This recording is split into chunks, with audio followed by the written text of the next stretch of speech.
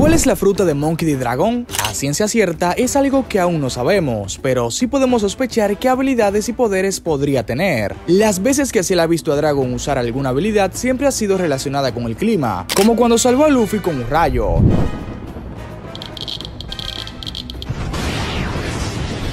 Así que puede tratarse de la logia del viento, o si es una Zoan debe ser una que tenga algo que ver con algún animal mitológico y que esté relacionado con la lluvia y las tormentas. Pero estas son solo teorías, aunque de algo estoy totalmente seguro, y es que esta fruta es muy poderosa. ¿Tú qué opinas?